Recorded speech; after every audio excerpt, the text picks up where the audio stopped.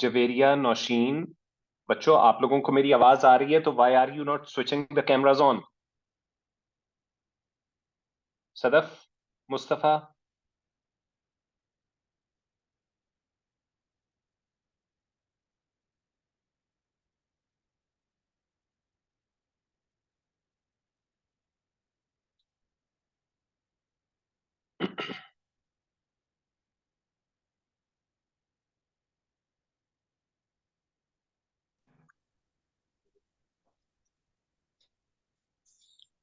Arsalan, switch your camera on and mute your mic. Okay, sir.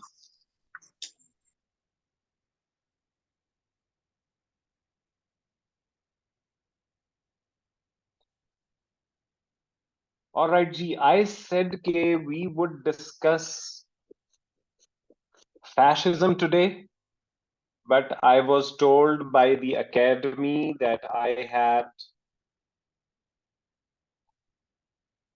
had committed that we would talk about English essay today. When I visited the academy, so I told them that 2 weeks from that day, I would talk about essay. So इसलिए we will be putting off discussion about fascism for another day. We will be talking about English essay. English essay के principles मैं आपको बताऊंगा, which will at least be an hour long monologue, और उसके बाद आप लोगों के क्वेश्चंस होंगे. तो आपने 1 घंटा बिल्कुल अब attentive होके, be attentive because you know how important essay is. Essay and Tracy are the giant killers. So you need to score well in essay. मैं ये समझता हूँ सिर्फ essay पास कर लेना बहुत सारे लोग, क्योंकि failures इसमें इतने ज्यादा होते हैं essay में कि बहुत बच्चे ये समझते हैं कि उनका टारगेट सिर्फ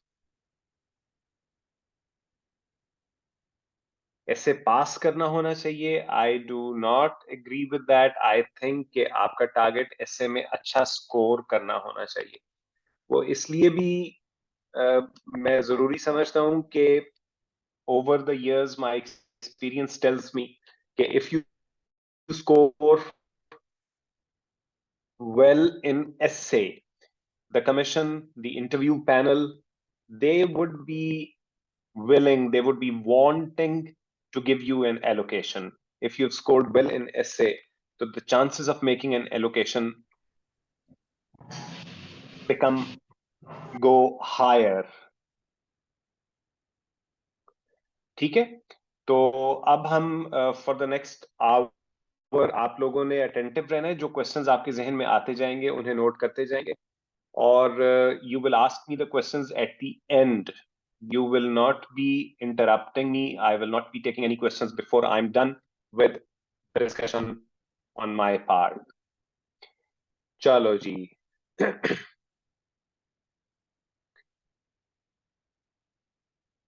English essay, CSS, competitive exam, PMS, इनके लिए क्वालिफाई करने के लिए नई बातें सीखने से पहले आपको बहुत सारी पुरानी बातें अनलर्न करने की जरूरत है. बहुत सारे myths about English essay circulate करते हैं, और मिथ्स तब हुआ करते हैं जब फेलियर रेट ज्यादा होता है. हम सबको पता है कि एसे में फेलियर रेट ज्यादा है, इसलिए इसके बारे में मिथ्स बहुत सारे.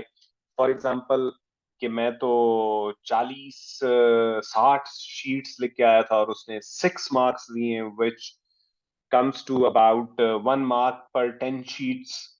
तो हमें तो ये बताया गया था कि ज्यादा से ज्यादा लिखना है, एक वर्ड लिमिट से. तो मैं डबल लिख के आया, लेकिन I could not score well. मैंने बहुत शेक्सपियरियन अंग्रेजी लिखी थी, बहुत क्लासिकल अंग्रेजी लिखी थी. मैंने इतने quotes from literature, from history, इतने कोट्स मैंने वर्बैटिम प्रोड्यूस किए थे, मैंने जूं के तूं वो लिखे थे, और उसके बावजूद आई हैवंट स्कोर्ड वेल. इस तरह के मिथ्स हैं जो आपको अनलर्न करने की जरूरत है। Essay for competitive exam CSS और पीएमएस के लिए जो एसए है वो just one word से explain होता है, and that is analysis. It is an analytical piece of writing. It is not a literary piece of writing. जो बच्चे स्पेशली लिटरेचर के बैकग्राउंड वाले हैं उन्हें ये जहन में रखने की जरूरत है कि this is not a literary piece of writing. It will be an analytical piece of writing. Analysis क्या हुआ करता है ये मैं पहले बता चुका हूं। किसी भी इशू को जितने ज्यादा मुख्तलिफ एंगल्स से स्टडी कर सको उतना रिच एनालिसिस होता है। कोई भी issue on the face of it हमें वो इंटायरली पॉलिटिकल इशू लग रहा होगा, लेकिन it will have an economic angle, it will have a socio cultural angle, it will have, it may have an environmental dimension to it. So there would be different angles from which an issue needs to be approached. जितने ज्यादा angle से आप approach करेंगे उतना ज्यादा आपका rich analysis होगा। तो अस्मा खान आप अपना माइक म्यूट करें। बच्चों अपने खुद ही माइक पे तवज्जो रखा करो, माइक म्यूट कर दिया करो।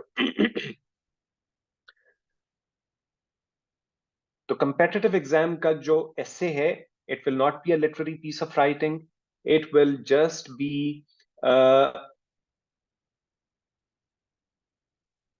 it will just be an analytical piece of writing. इसमें analysis हम करेंगे। एनालिसिस के लिए एक बात तो मैंने आपको बता दी कि उसमें जितने ज्यादा एंगल्स से आपने जितनी डायमेंशन से उस इशू को स्टडी किया है उतना रिच एनालिसिस होगा। लेकिन जो दूसरी बात इंपॉर्टेंट है about the health of the analysis वो होती है उस एनालिसिस का स्ट्रक्चर। आपने कौन सी बात सबसे पहले करनी है, कौन सी बात को आपने प्रायोरिटी देनी है, how will you prioritize the points. सबसे इंपॉर्टेंट बात सबसे पहले होगी। अगर आप 10 कॉजेज लिखना चाह रहे हैं, आपके ख्याल में जो सबसे इंपॉर्टेंट कॉज है वो सबसे पहले आएगी, और जो सबसे लीस्ट इंपॉर्टेंट कॉज है वो towards the end of the causes आएगी। तो स्ट्रक्चर प्रॉपर, एक प्रॉपर स्ट्रक्चर के बगैर एनालिसिस कभी भी एक हेल्दी एनालिसिस के तौर पे प्रेजेंट नहीं किया जा सकता। तो you will need to have a lot of angles to look at the issue, and you will need to present all those angles, all those points in a reasonable scientific structure, scientific, rational, logical structure होना चाहिए आपके एसे का। बस यही दो points हैं जो आप लोगों को अगर आप पल्ले बांध लेते हो, इफ यू रिमेंबर कि you will need to present your points in an organized logical rational way, तो you will be able to score well. मैंने अभी पहले बता दिया कि एक लिटरेरी पीस ऑफ राइटिंग नहीं है। इसका मतलब ये है कि हमें बहुत मुश्किल वर्ड्स नहीं चाहिए जो हम लाद के बोरी में भर के लेके जाएं जिससे हमारा एसे का पेपर हो। और हम जब आप ऐसे वर्ड्स लेके जाते हो तो दे गो ऑन प्रिकिंग यू, आपको वो सुइयां चुभोते रहते हैं कि अभी तक आपने पैराफर्नेलिया यूज नहीं किया, कितने नालायक हो, इतना इंपॉर्टेंट लफ्ज है यही अभी तक इस एसे में इस्तेमाल नहीं हुआ। तो do that mistake, do not commit that mistake. मुश्किल वर्ड्स के चक्कर में हमने नहीं जाना, हमने टू द पॉइंट बात करनी है। शॉर्ट सिंपल स्ट्रक्चर, हमारे जो सेंटेंसेस होंगे वो शॉर्ट सिंपल सेंटेंसेस होंगे। इसकी तरफ मैं अभी थोड़ी देर में आता हूं। तो एसे का ऑर्गेनाइज स्ट्रक्चर बनाने के लिए हम पहले एक एक्सरसाइज करते हैं, एक activity before starting writing the essay, the body of the essay. उससे पहले हम इसका एक स्ट्रक्चर बनाएंगे। उस स्ट्रक्चर तक आने के लिए let me now take you to that moment जब आप बैठते हो और आपके सामने एक शीट आती है जिसमें 7 या 11 टॉपिक्स होते हैं जिनमें से किसी एक पर आपने एसे लिखना होता है। ये हो सकता है आपका जो करिकुलम है एफपीएससी की तरफ से अप्रूव्ड, उसमें लिखा हुआ है कि 1 या 2 टॉपिक्स पे आपने एसे लिखना होगा। अभी तक हम अभी तक सारे सालों में एक ही टॉपिक आता रहा है, कभी भी 2 टॉपिक्स पे ऐसे नहीं आया। तो हम सेफली समझ सकते हैं। लेकिन अगर 2 टॉपिक्स पर भी ऐसे आ जाए तो जो बातें मैं यहां पे कर रहा हूं वही बातें एप्लीकेबल होंगी। आप लोगों ने घबरा नहीं जाना कि 2 टॉपिक्स पे ऐसे कैसे लिखा जा सकता है। तो टॉपिक्स की सिलेक्शन से हम शुरू करते हैं, उसके बाद इसके स्ट्रक्चर के लिए जो रफ वर्क है उस पर मैं आऊंगा। टॉपिक को सिलेक्ट करने के लिए सिर्फ एक कंसिडरेशन होनी चाहिए आपकी, और वो ये कि जिस भी टॉपिक के बारे में आपका नॉलेज बेस मैक्सिमम है, जिसके बारे में आपके पास डेटा मैक्सिमम है, आपने उस टॉपिक पर ऐसे लिखना है। जिस टॉपिक के बारे में आपका डेटा ज्यादा है, नॉलेज ज्यादा है, उस पर आप ऐसे लिखोगे।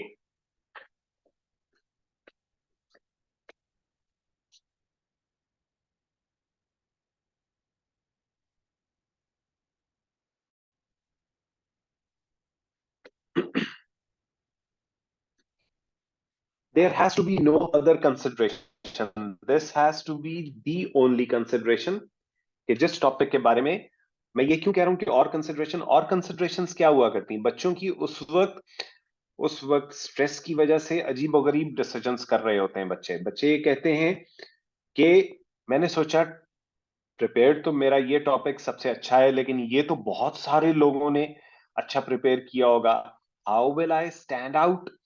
तो मैं इस टॉपिक पे लिखता हूं जिस पे मेरे ख्याल में दुनिया में और किसी ने आज तक कभी कलम नहीं उठाया होगा।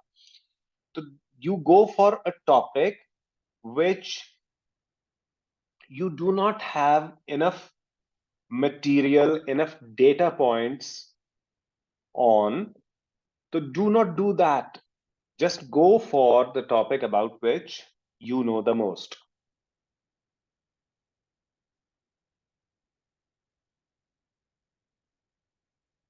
Secondly,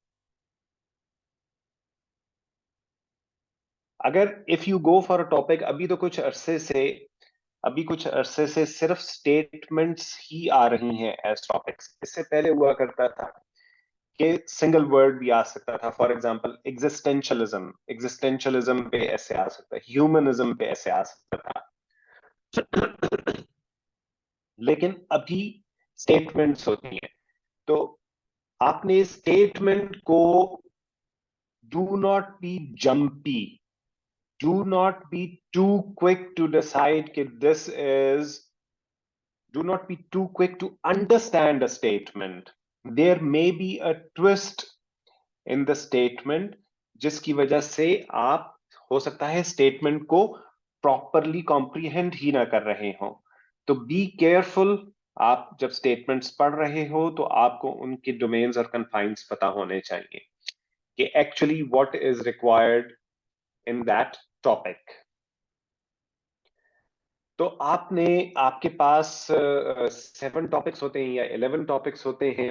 उन टॉपिक्स में से एक आपने सिलेक्ट करना है। पहले 2-3 मिनट में तसल्ली से बैठ के उसको देख के एक टॉपिक सिलेक्ट कर लो।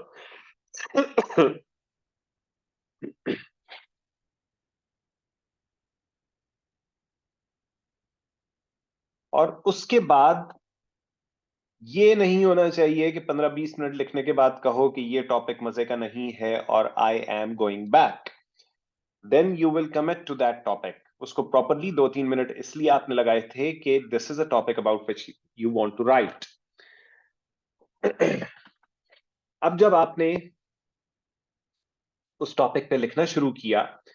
लिखना शुरू करने से पहले now you will do that exercise जिसकी तरफ मैंने शुरू में इशारा किया था, कि जहां पर you will do a rough work to develop a structure, a rational, organized structure of the essay। वो बनाने के लिए लास्ट पेज पे जाएं, वहां पे रफ वर्क लिखें और उस टॉपिक से रिलेटेड जितने पॉइंट्स आपके जहन में आना शुरू हों, जितने पॉइंट्स जिस भी सीक्वेंस से आपके जहन में आए, आप उनको जॉट डाउन करते जाएं बुलेट्स की फॉर्म में।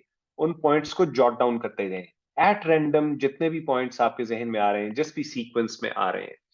जब आप शुरू में ये एक्सरसाइज करते हैं तो ये पॉइंट्स बहुत ज्यादा रैंडम होते हैं। बहुत ज्यादा रैंडम का मतलब क्या है?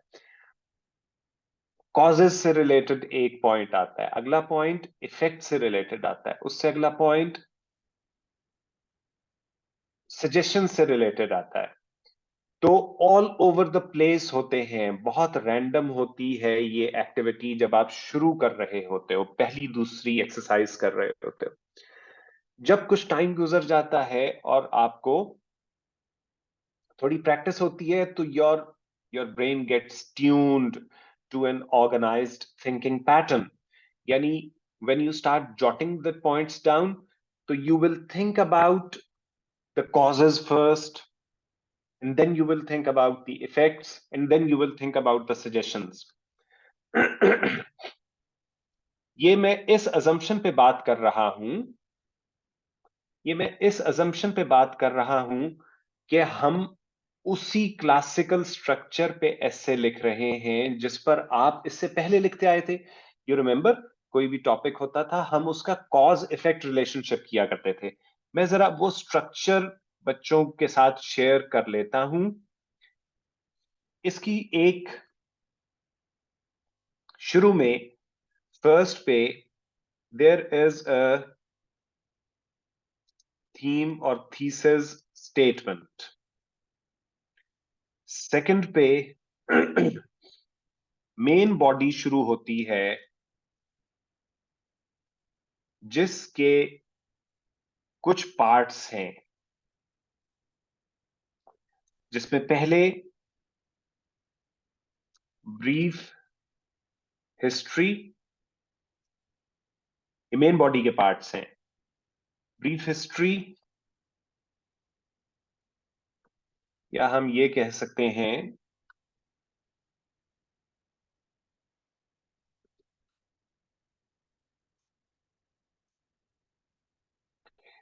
फैक्ट्स ओवर ब्रीफ हिस्ट्री, इसको कह लो ब्रीफ हिस्ट्री की जगह।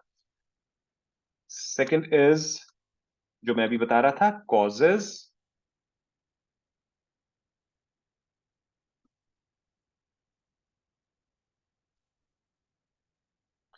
बी कॉजेस,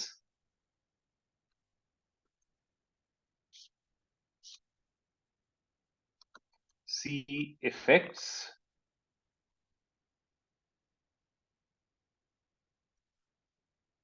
डी suggestions,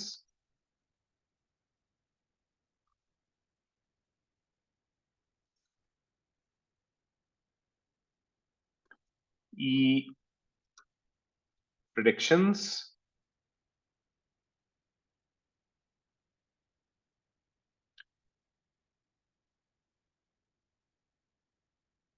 ये मेन बॉडी के पार्ट्स हैं। और फिर आखिर में एक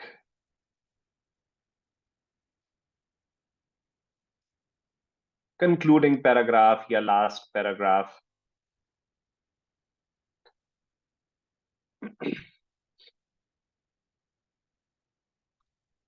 थर्ड पे, तो one is theme statement, second is main body and third is last paragraph. जो मेन बॉडी है उसके पार्ट्स हैं brief history, causes, effect, suggestions, predictions. ये मैं कैजुअली इसलिए बात कर रहा हूं कि this is not the only structure which will be used by you. This may be one of the options। आपको ऐसे के बहुत सारे structures at on the spur of the moment, बिल्कुल वहीं बैठे बैठे आपको कोई और स्ट्रक्चर सूझ सकता है।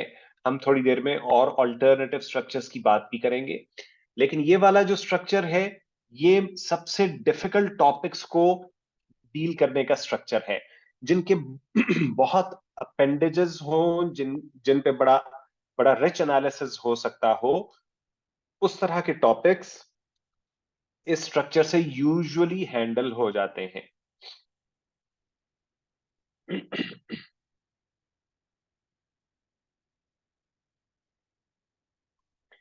लेकिन this is not the only structure जो अवेलेबल होगा आपके पास, और बहुत सारे स्ट्रक्चर्स भी हो सकते हैं जो वहीं पर बैठ के आप सोचें और बहुत सिंपल स्ट्रक्चर आपको मिल सकता है।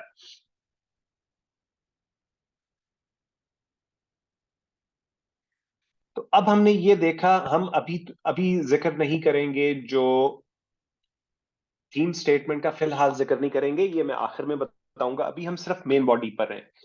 मैं आपको बता क्या रहा था कि आपने लास्ट पेज लिया, उसको ऊपर रफ वर्क लिखा और पॉइंट्स जॉट डाउन कर लिए, और वो पॉइंट्स इन्हीं एरियाज में होंगे। कुछ पॉइंट्स जो हैं, they might be relating to facts और brief history of the case, of the issue. Some may be related to the causes, the others to the effects, वगैरह वगैरह। तो इनसे रिलेटेड आपके जहन में जो पॉइंट्स आए, आपने जॉट डाउन कर लिए। अब उन पॉइंट्स की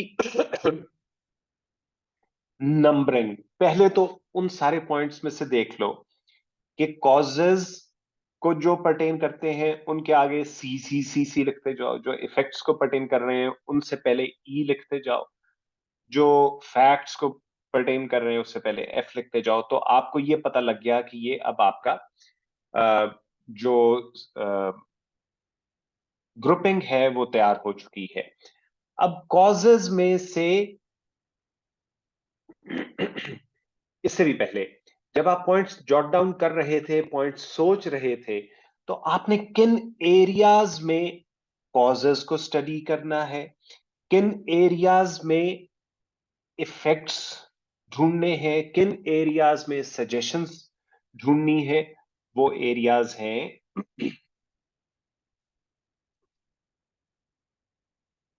areas one is economic, two political, three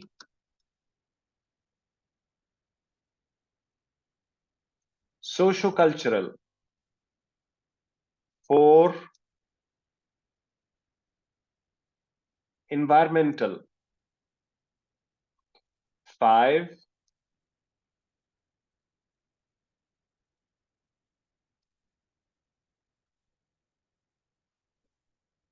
technological, six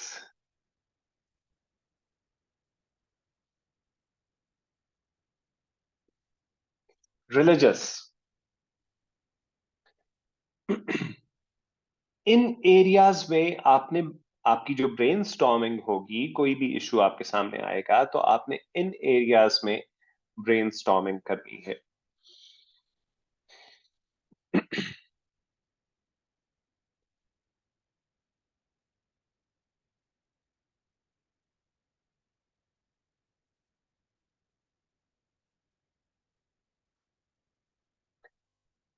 बच्चे यूजुअली क्वेश्चन करते हैं कि रिलीजियस को सिक्स्थ पे क्यों लिखा हुआ है, last bottom of the list religious factor क्यों है? इसके दो वजह हैं। नंबर वन ये है कि जब हम कॉजेज को देख रहे होते हैं, जब हम कॉजेज के बारे में ब्रेनस्टॉर्मिंग कर रहे हैं, तो religious factor does feature in. Religious factor, कई इश्यूज में रिलीजियस फैक्टर आता है, कई इश्यूज की कॉजेज में रिलीजियस फैक्टर आता है। जब हम इजरायली पैलेस्टीनियन इशू कॉन्फ्लिक्ट को स्टडी कर रहे होंगे, उसके कॉजेज में रिलीजन विल बी देयर। ठीक है, इस तरह और भी बहुत सारे इश्यूज हैं। जेंडर डिस्क्रिमिनेशन को करोगे, तो एक रिलीजन का फैक्टर जरूर आएगा। लेकिन जब आप इफेक्ट्स देख रहे होते हो तो रिलीजन के ऊपर इफेक्ट्स नहीं हुआ करते। Religious factor is usually a causative factor, वो कॉजेटिव फैक्टर होता है, रिलीजन के ऊपर इफेक्ट्स नहीं होते हैं। तो पहले पांचों areas, economic, political, socio cultural, environmental and technological, इनमें से आपको कॉजेस भी मिलेंगे और इफेक्ट्स भी मिलेंगे। रिलीजियस में से आपको सिर्फ कॉजेस मिलेंगे, इफेक्ट्स नहीं मिलेंगे। तो एक तो ये हो गया, this is one reason why I have put religious at the bottom of this list. And the second reason is that since we belong to a very highly religiously charged society, we tend to analyze issues which have got nothing to do with religion from a religious angle. We tend to, हम उन issues को भी जिनका मजहब से कोई ताल्लुक नहीं होता, हम उनको मजहबी आंख से देखने की कोशिश करते हैं और उस एंगल से एनालाइज करने की कोशिश करते हैं। तो हमने इस टेंडेंसी से बचना है। बच्चे शुरू होते हैं, करप्शन पर ऐसे लिखना शुरू होते हैं और बताते हैं कि किस तरह मजहब से दूरी की वजह से करप्शन हो रही है और इखलाकी इन्हतात पजीरी की वजह से करप्शन हो रही है। तो इन इश्यूज में जब आप अपने एनालिसिस के शुरू में एक रिलीजियस एंगल ले लेते हैं तो फिर आप उस रिलीजियस एंगल से नहीं निकल सकते। तो इसलिए एक वर्ड ऑफ कॉशन के तौर पर भी मैं रिलीजियस एंगल को, रिलीजियस एरिया को बिल्कुल बॉटम पे रखता हूं कि जब आप बाकी सारे एरियाज को खंगाल चुके हो तो फिर रिलीजियस की तरफ आ सकते हो।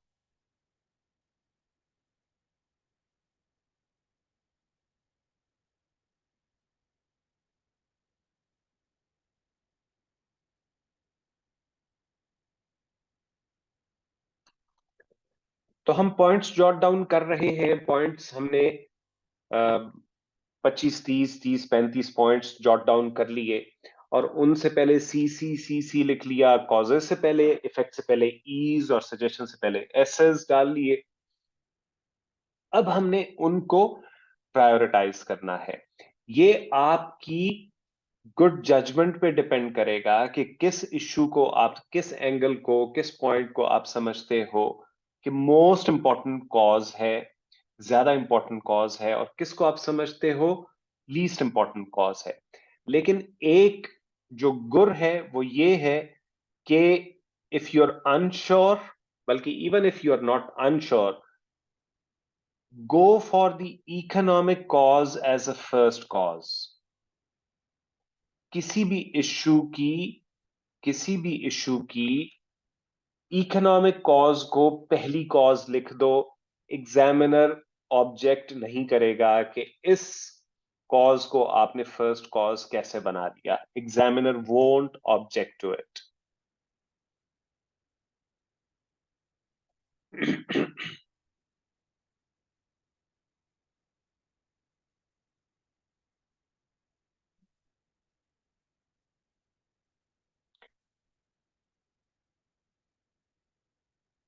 इसी तरह इफेक्ट्स में भी, जब आपने इफेक्ट्स किसी इश्यू के बताने हैं तो start with the economic effect. तो economic factor, economic area is the most important area. मैं ये समझता हूं कि कॉजेज हो या इफेक्ट्स हो, आपको इकोनॉमिक को C1 और E1, C1 और E1, फर्स्ट कॉज और फर्स्ट इफेक्ट, इकोनॉमिक फैक्टर को देना चाहिए। आप देखोगे जब आपका एक्सपीरियंस बढ़ेगा आपको पता लगेगा कि जरूरी नहीं है कि एक ही इकोनॉमिक कॉज हो। There can be multiple economic causes, there can be multiple socio cultural causes. तो वो देन अगेन आपकी जजमेंट होगी कि आप एक इकोनॉमिक कॉज को सबसे इंपॉर्टेंट रख के C1 कह देते हो, उसके बाद कुछ सोशो कल्चरल कॉजेज आ जाती, उसके बाद फिर एक इकोनॉमिक कॉज आ जाती है। तो this will be your judgement call कि आप किसको प्रायोरिटाइज करते हो, लेकिन टॉप के लिए मैंने बता दिया, start with the economic cause and start with the economic effect. Analysis जो हुआ करता है, एनालिसिस क्या होता है? इफ यूर अ डॉक्टर,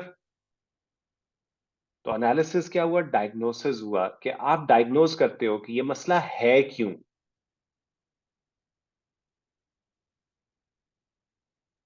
तो अच्छा फिजिशियन वो होता है, अच्छा डॉक्टर वो होता है जो तशखीस प्रॉपर कर सके, डायग्नोज प्रॉपर कर सके कि ये मसले हुए थे इस मरीज के साथ, इसलिए ये बीमारी डेवलप हुई है। The same holds true for this एसे। जितने ज्यादा आप कॉजेज आइडेंटिफाई करोगे, उतना ऑफ ऑल दीज एरियाज, जो 4-5 एरियाज मैंने आपको बताए, कॉजेज, इफेक्ट्स, सजेशंस, फैक्ट्स, इनमें जिन जितनी ज्यादा कॉजेज होंगी, उतना आपका रिच एनालिसिस होगा। इफेक्ट सोचना कोई इतनी महारत का काम नहीं है लेकिन जितनी कॉजेज होंगी, उतना ज्यादा रिच एनालिसिस होगा।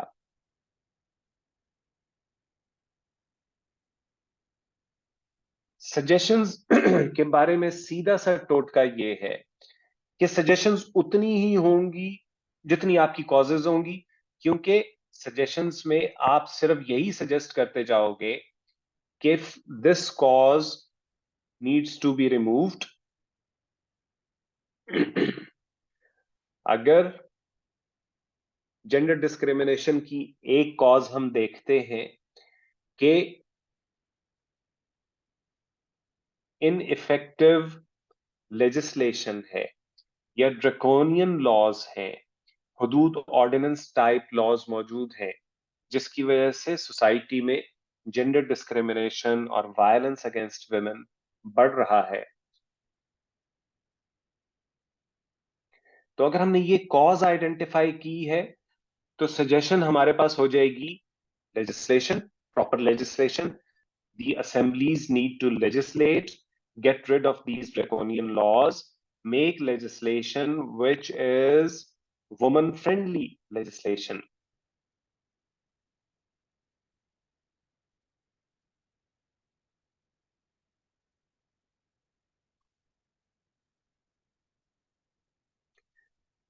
तो जितनी आपके पास कॉजेज होंगी, जितनी ज्यादा कॉजेज होंगी, उतना रिच एनालिसिस होगा, और जितनी कॉजेज होंगी, उन्हीं की रेक्टिफिकेशन को आप सजेशंस में ले जाओगे।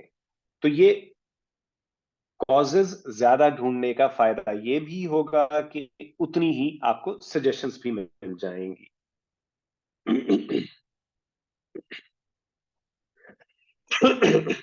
So now you have 30 to 35 points, और उसमें से 3-4 पॉइंट्स, 4-5 पॉइंट्स जो है वो फैक्ट्स या ब्रीफ हिस्ट्री से रिलेटेड थे। फैक्ट्स और ब्रीफ हिस्ट्री में फर्क क्या है? फैक्ट्स होंगे सोशल इश्यूज के, जेंडर डिस्क्रिमिनेशन के बारे में कुछ फैक्ट्स होंगे। ब्रीफ हिस्ट्री होगी पॉलिटिकल इश्यूज की, ब्रीफ हिस्ट्री के किस तरह ये डेवलप हुआ, पैलेस्टीनियन इशू, कश्मीर डिस्प्यूट किस तरह डेवलप हुआ, तो वहां पर ब्रीफ हिस्ट्री होगी। फैक्ट्स होंगे सोशल इश्यूज के, जेंडर डिस्क्रिमिनेशन के, करप्शन के, इनके फैक्ट्स होंगे।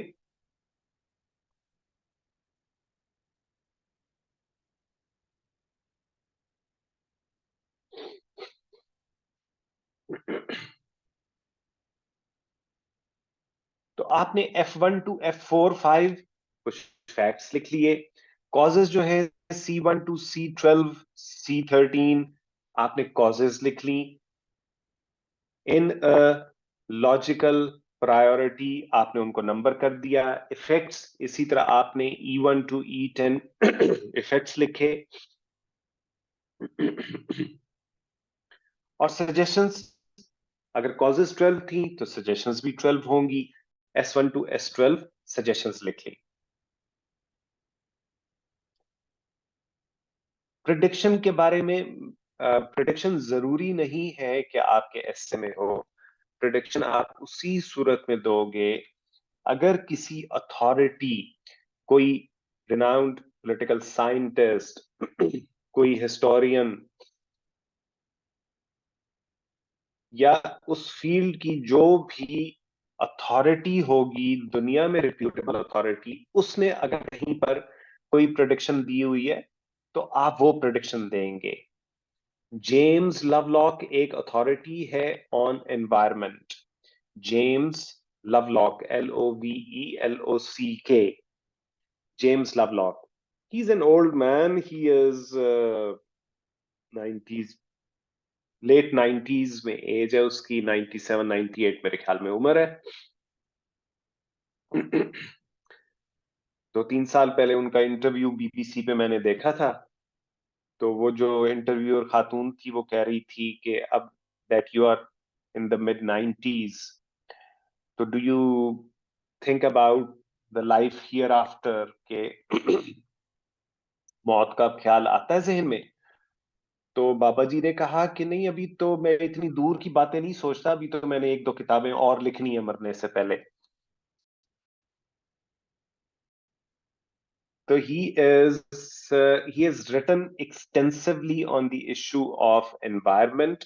अगर वो बताते हैं, अगर जेम्स लवलॉक कहीं कहे कि फलां जगह पर जहां ग्लेशियर्स थे, यहां पर लश ग्रीन फील्ड्स होंगे, फॉरेस्ट्स होंगे इतने सालों बाद, तो वो प्रिडिक्शन आप शामिल कर सकते हैं रिफर करके कि जी जेम्स लवलॉक की ये प्रिडिक्शन है। या सी लेवल्स राइज होने की वजह से इतने कंट्रीज या इतने land masses they will go under the sea, अगर वो कहीं पर प्रिडिक्ट कोई अथॉरिटी कर रही है तो उस अथॉरिटी को रेफर करके आप प्रिडिक्शन दोगे। प्रिडिक्शन आपकी अपनी तरफ से नहीं होगी, जिस तरह आपने कॉजेज और इफेक्ट्स खुद लिख दिए उस तरह आप प्रिडिक्शंस अपनी तरफ से नहीं दोगे। तो now you have numbered the points which you randomly jotted down. You have numbered them,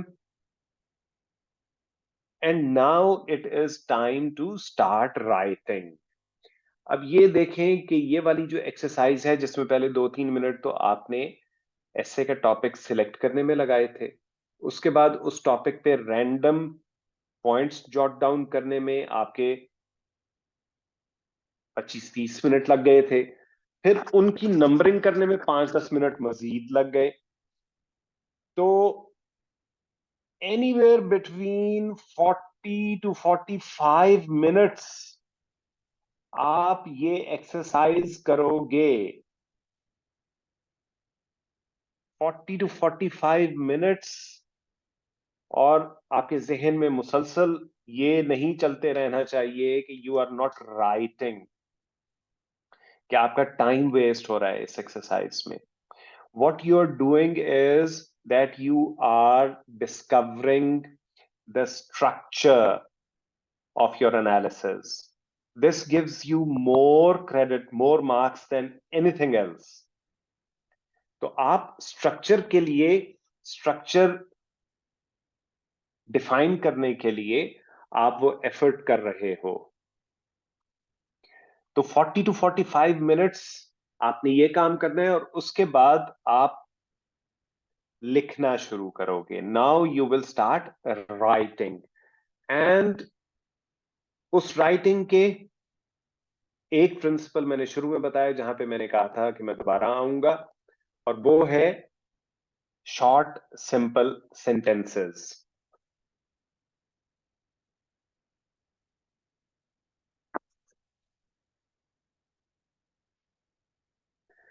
When you will remember that this is not a literary piece of writing, it is an analytical piece of writing, so it will not be difficult for you to understand that you need to write short, simple sentences. You do not need to have a literary expression because this is not a literary piece of writing. You do not need to have a literary expression for this. दूसरी वजह ये है कि जितनी बात clarity के साथ short simple sentences में कही जा सकती है, उतनी clarity complex artistic literary sentences में नहीं होती. very often the meaning is lost when you go for literary structure of the essay of your writing. The meaning is lost. Science पर जितनी बुक्स होती हैं आप देखोगे वो लिटरेचर की जो बुक्स हैं उनसे कहां पर डिफर करती है. साइंस की बुक अपने एक्सप्रेशन में मैसिवली डिफर करती है.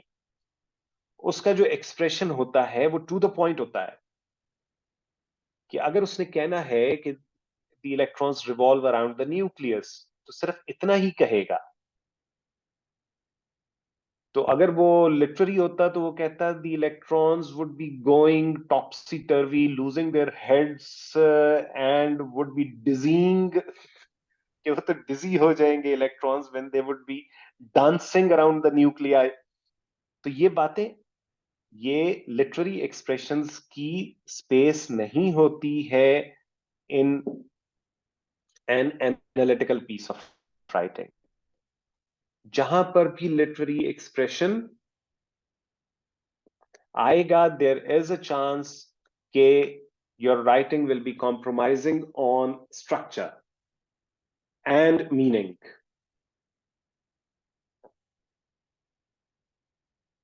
तो पहला जनरल प्रिंसिपल ये हुआ कि शॉर्ट सिंपल सेंटेंसेस बनाओगे. एंड ऑब्वियसली जब शॉर्ट सिंपल सेंटेंसेस होते हैं तो the chances of grammatical errors वो ऑटोमेटिकली कम हो जाते हैं. मैंने जिन बच्चों ने मेरी क्लास ऑन ट्रेसी अटेंड की थी उन्हें याद होगा कि वहां पर भी मैंने शॉर्ट सिंपल सेंटेंसेस की बात की थी, लेकिन वहां पे मैं ये कहता था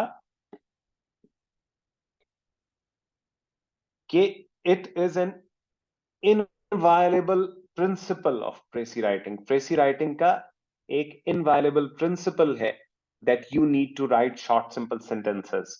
अगर आप लंबा जुमला प्रेसी में लिखोगे तो मार्क्स कट जाएंगे. ऐसे में ऐसा नहीं है.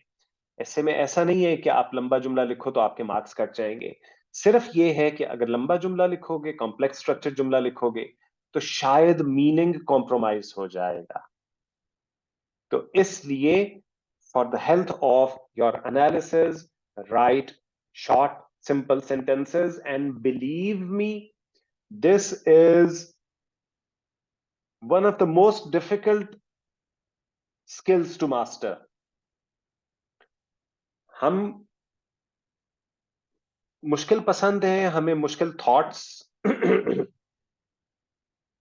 हमें मुश्किल थॉट्स भी अच्छे लगते हैं और कॉम्प्लेक्स जुबान में किए हुए हों तो बहुत ही अच्छे लगते हैं. तो हमें शुरू से इस तरह के की नरेशन पसंद करवाई जाती है. You have to make effort. मैं ट्रेसी में भी ये कह रहा था कि बच्चे देखें कि 5-6 क्लास का बच्चा जो एक्सप्रेशन लिखना शुरू करता है उस तरह का expression will get you maximum marks in essay.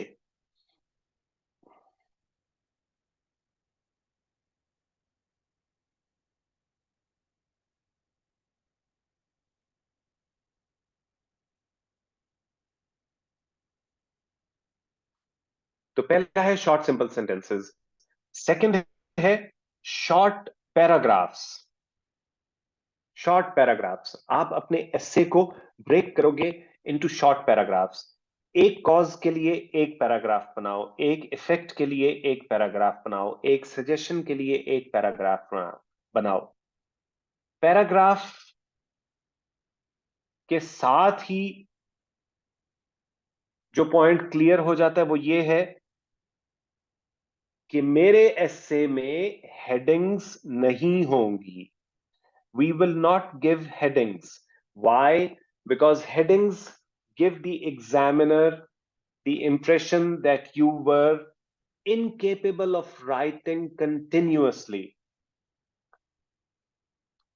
You reached a mental block to overcome which you needed to give a heading. तो हमने हेडिंग्स नहीं देनी है, अलबत्ता जो पैराग्राफ का ओपनिंग सेंटेंस है वो इलस्ट्रेटिव होना चाहिए। पैराग्राफ का ओपनिंग सेंटेंस वो पर्पस सर्व करे जो आप हेडिंग से लेना चाहते थे। For example, the second most important economic cause is फलां। जब पैराग्राफ शुरू होगा इस सेंटेंस से कि the second most important economic cause is फलां, इसका मतलब है कि एग्जामिनर को आपने बता दिया कि आप इकोनॉमिक कॉजेस लिख रहे हो और उसमें आप सेकंड लिख रहे हो। सेकंड का मतलब यह है कि इससे पिछले पैराग्राफ में आपने फर्स्ट इकोनॉमिक कॉज लिखी होगी, तो it will be serving the same purpose as a heading, but it will not be a heading, it will be the opening of the paragraph. एक ओपनिंग ये हो सकती है पैराग्राफ की, after the causes the essay will now be focusing at the effects, the essay will now be deliberating upon the effects. तो इसने भी ये बता दिया कि अब कॉजेस हमने एग्जॉस्ट कर ली हैं और अब हम इफेक्ट्स की तरफ आने लगे हैं। ये कब हो सकता है? ये तभी हो सकता है कि अगर आपने पहले 40-45 मिनट्स में वो एक्सरसाइज की होगी जिसके लिए अभी मैंने आपको एडवाइज किया है। अगर आपके पास points jotted down and numbered in a sequence मौजूद होंगे लास्ट पेज पे, ओनली देन आप ऐसे इस तरह का लिख सकते हो। एक ऐसे एक पैराग्राफ यूं शुरू हो रहा हो, the second last cause is, वैसे सेकंड लास्ट ठीक एक्सप्रेशन नहीं होता, लेकिन बताने का मकसद ये है कि एग्जामिनर को आप ये तक बता सकोगे कि इसके बाद एक कॉज और रह गई है। यू रिमेंबर जो इससे पहले ऐसे लिखा करते थे, जो घीचियां मीचियां मारा करते थे, उसमें याद है ना, एक इफेक्ट्स लिखते लिखते याद आया फलां कॉज तो रह ही गई, फिर वापस जाते थे, एक एरो लंबा सा ऊपर जा रहा होता था, सितारा लगा होता था, सितारे से एक कॉज लटकी होती थी। ठीक है, हम सब ने यही हरकतें की हुई है, वी रिमेंबर दैट। ये आपको हर्ट करेगा इस एग्जाम में। जितना स्ट्रक्चर्ड नजर आओगे, जितना लॉजिकल फ्लो आपका, सीक्वेंस आपका लॉजिकल और साइंटिफिक होगा, उतना आपको क्रेडिट मिलेगा। जो एनालिसिस आपने करने हैं वो E is equal to MC square के नहीं है, वो ब्लैक होल की फिजिक्स एक्सप्लेन करने के एनालिसिस नहीं है, बहुत सिंपल डेली रूटीन इश्यूज के एनालिसिस हैं।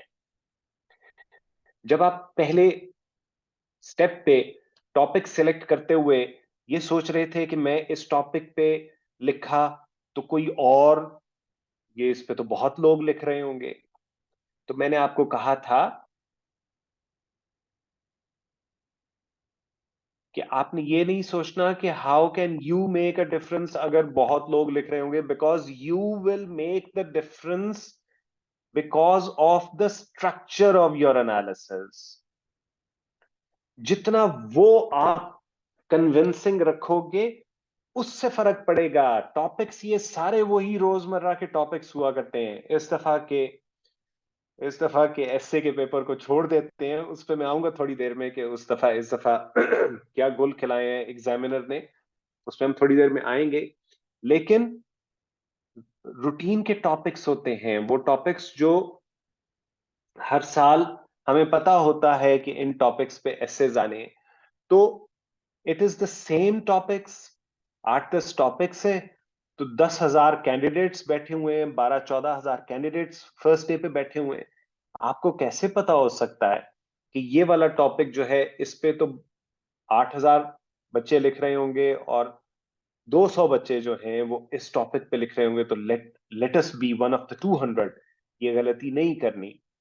आपका एनालिसिस, उसका स्ट्रक्चर, उसका लॉजिकल फ्लो मेक्स और will make all the difference.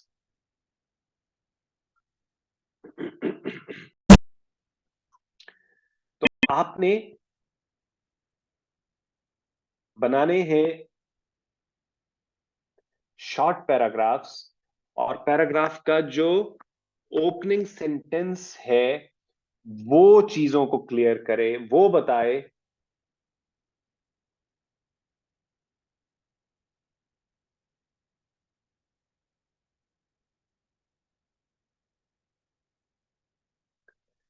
that will keep the attention of the examiner focused।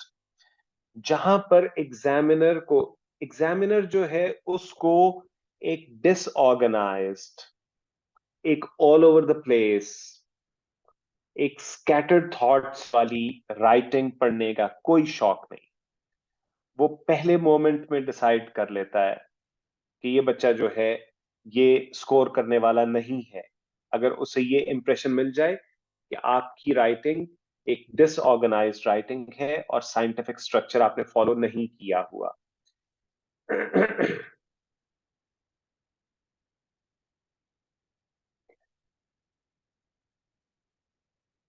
तो पहली चीज शॉर्ट सिंपल सेंटेंसेस होंगे, दूसरी चीज शॉर्ट पैराग्राफ्स होंगे जिनकी ओपनिंग सेंटेंसेस वो इलस्ट्रेटिव होंगे।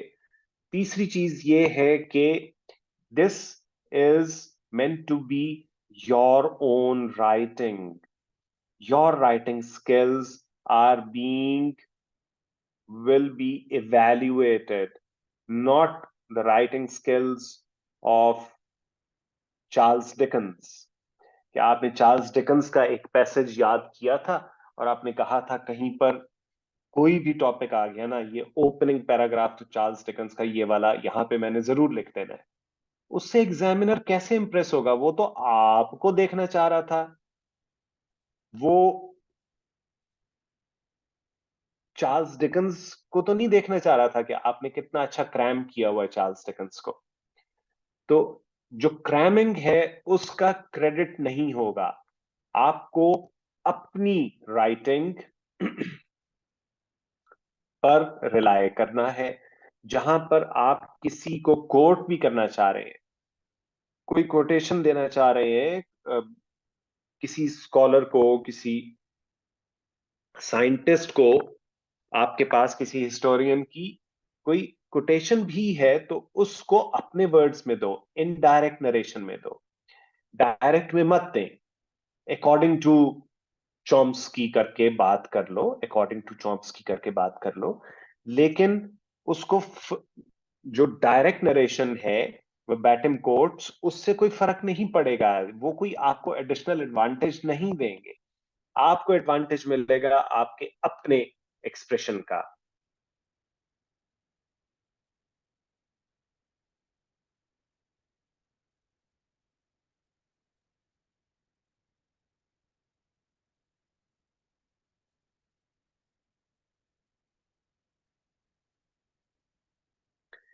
फिर आप लोगों ने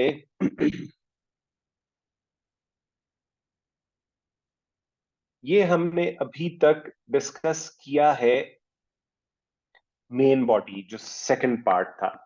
first part is thesis statement या थीम स्टेटमेंट।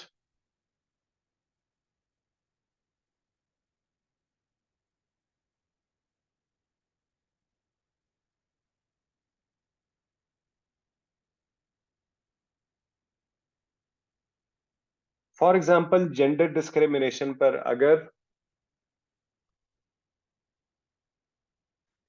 जेंडर डिस्क्रिमिनेशन पे अगर ऐसे लिखने के लिए आता है, आप सिलेक्ट करते हैं, तो आप बताएंगे उसका थीसिस स्टेटमेंट क्या होगा कि gender discrimination is a global phenomenon.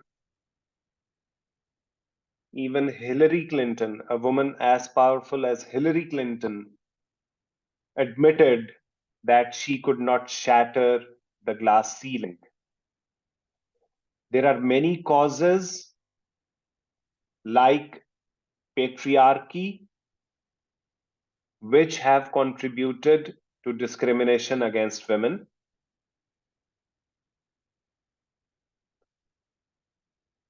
It has effects in every field of life,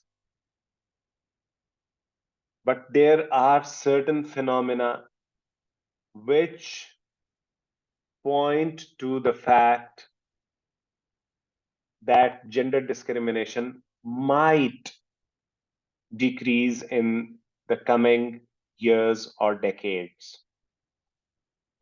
एक gist of your analysis आप thesis statement में दोगे, theme statement में.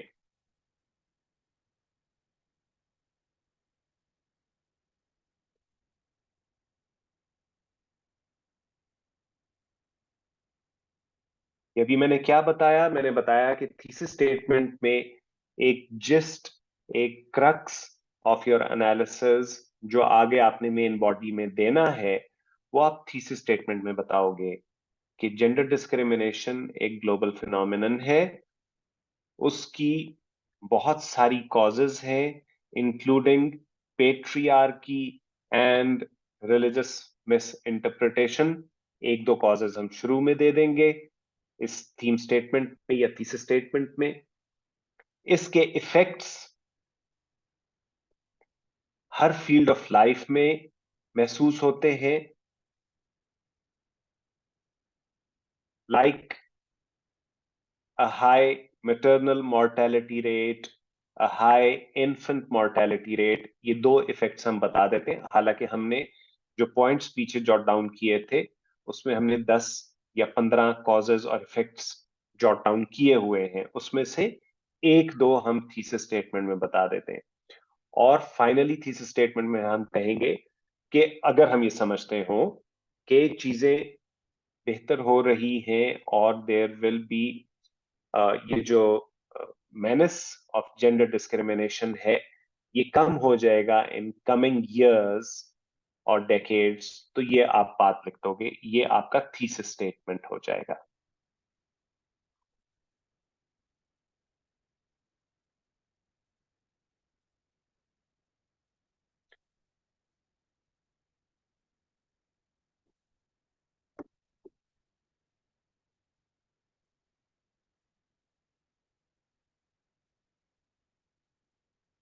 फाइनली जो लास्ट पैराग्राफ है, जो मेन बॉडी के बाद आपने लिखना है, उस लास्ट पैराग्राफ में कोई कोई दोबारा से आपने क्रक्स या जिस्ट नहीं देना. लास्ट पैराग्राफ एक सिर्फ अलविदाई पैराग्राफ है जिसमें आपने optimism, just one word, try to end your writing on an optimistic note.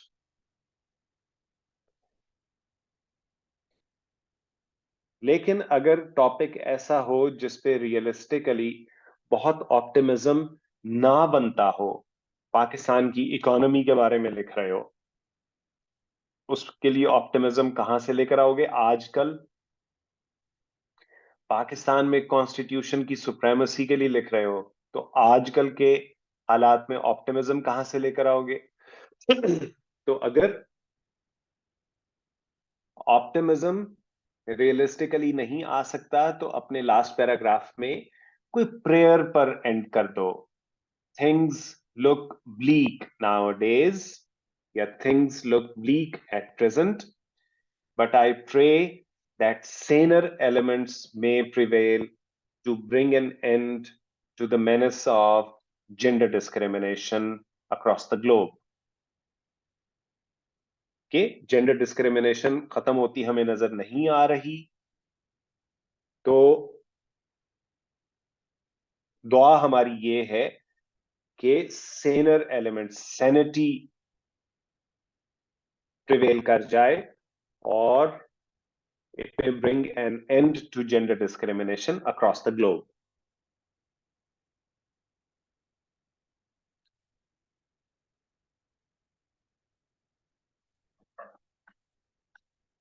ये हो गया आपके एस्से का स्ट्रक्चर.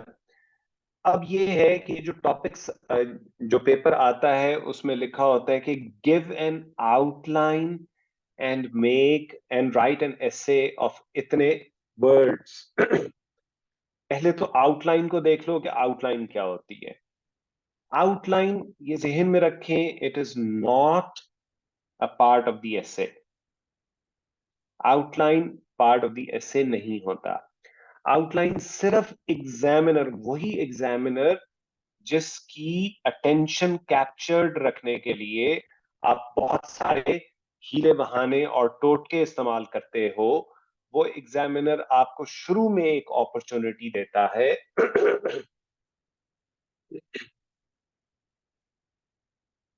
कि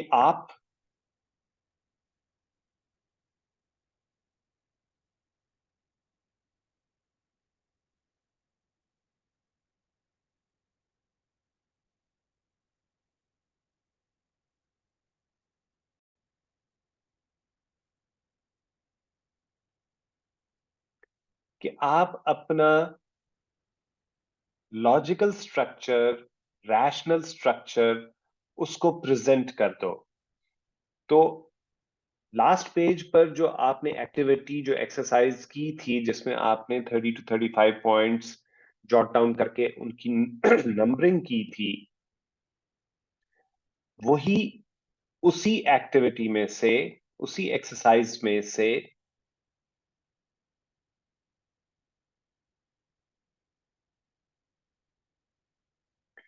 आपकी आउटलाइन निकलेगी। आउटलाइन मैंने पहले बताया, it is not a part of the एसे।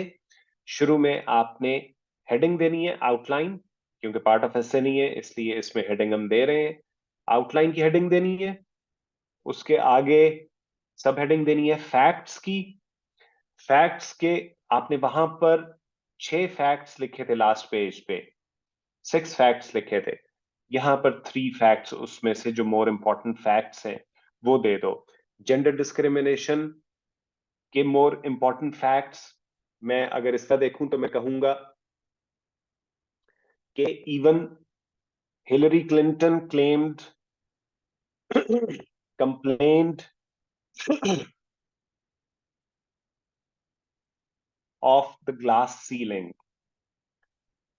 उसने भी, हिलरी क्लिंटन ने, एक, this is a fact about gender discrimination, कि शी, यानी अमेरिका जैसे self proclaimed leaders of civilization, उसमें भी पहली दफा कोई औरत वाइस प्रेसिडेंट बन सकी है। Kamala Harris, she is the first vice president woman in America.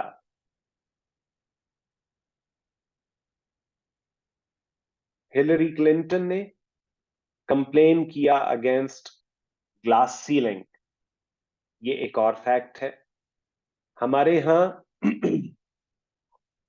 Malala Yousafzai, एक बच्चियों की तालीम के लिए आवाज उठाने वाली के खिलाफ जो हुआ, ये एक और फैक्ट है।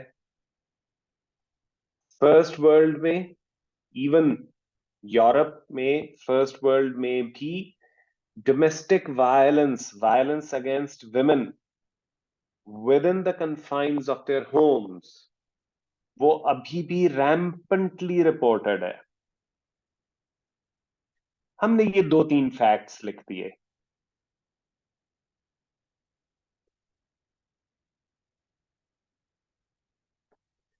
लेकिन सीक्वेंस ऐसे हो, Hillary Clinton, Kamala Harris, domestic abuse in the first world, और चौथे नंबर पर मलाला। वजह क्या है? पहले आपने रिमोट, जो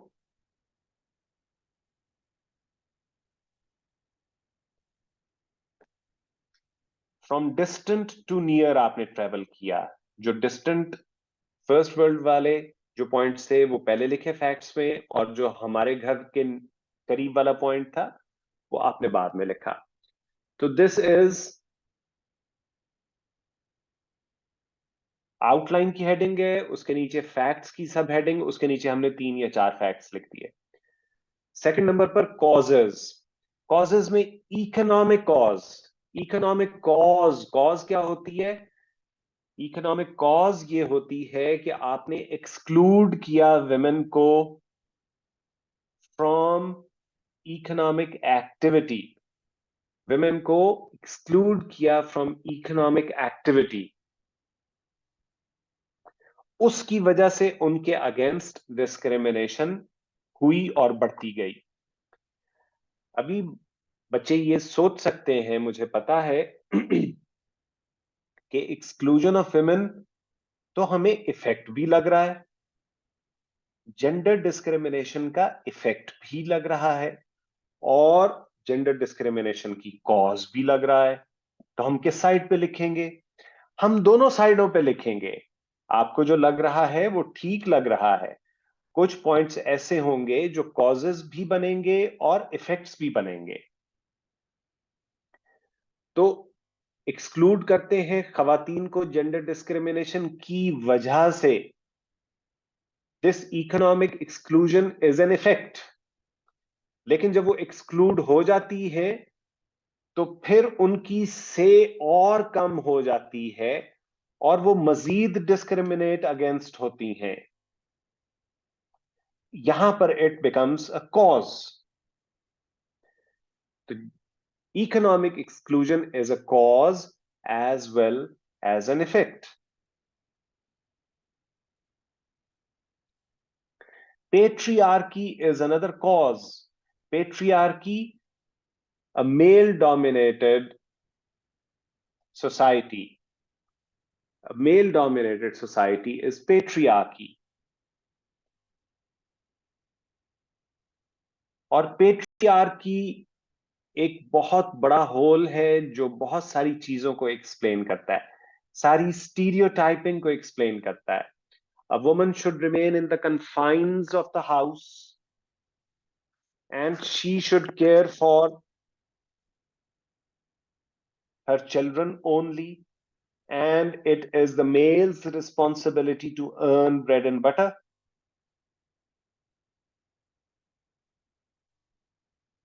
The women need not have anything to do.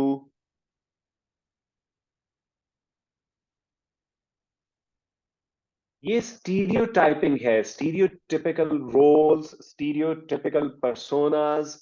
मर्द ये कर सकता है, औरत ये कर सकती है, ये पेट्रियार्की से निकलते हैं।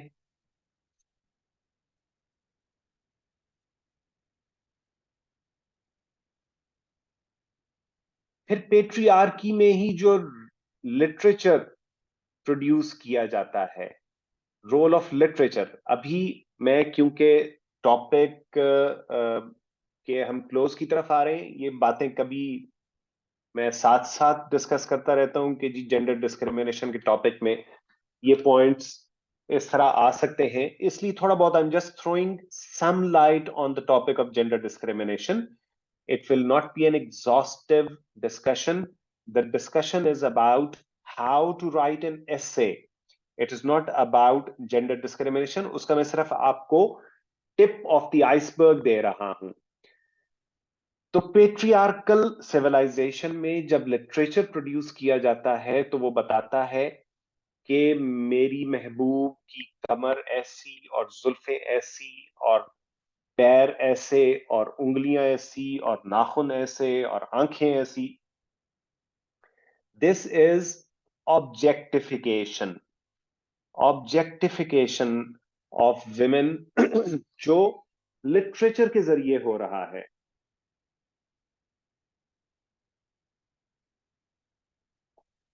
लिटरेचर के जरिए हो रहा है.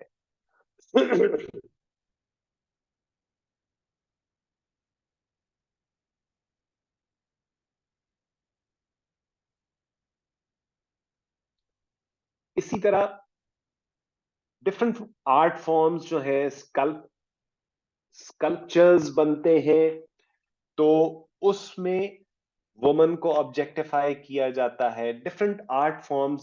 When the civilization is patriarchal, the woman is reduced to an object. तो role of literature, role of art, role of different art forms, और फिर रोल ऑफ मीडिया. मीडिया जिस तरह ऑब्जेक्टिफाई करता है बल्कि कमोडिफाई करता है. ऑब्जेक्ट से बढ़ के वो कमोडिटी बना देता है. Commodification of women. और ये वाला पॉइंट जो है वो हमें capitalism as a cause of discrimination against women, हमें कैपिटलिज्म भी नजर आ जाता है इसमें, जो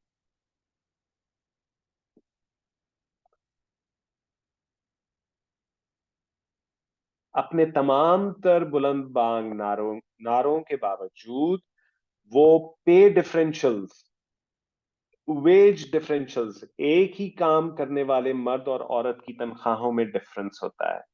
एक ही काम करने वाले सीईओज, जब सीईओ औरत होगी तो उसका पे पैकेज डिफरेंट होगा from the pay package of a male CEO.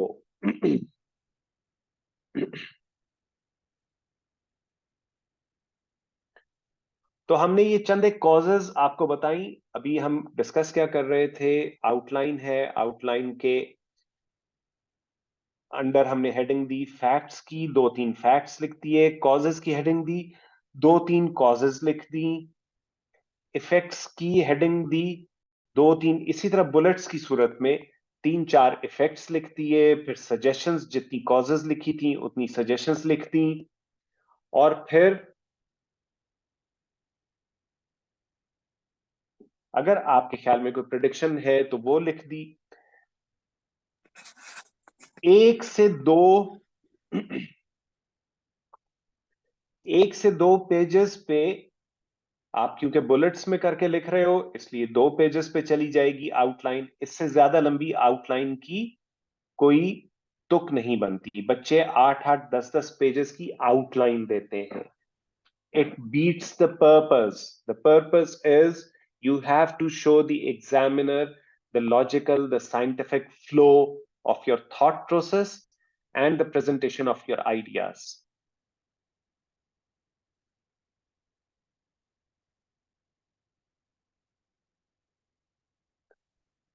1-2 pages की आपने आउटलाइन दी और आगे आपने ऐसे लिखना शुरू किया. थीसिस स्टेटमेंट से थीसिस स्टेटमेंट की भी हेडिंग देने की हमें जरूरत नहीं है.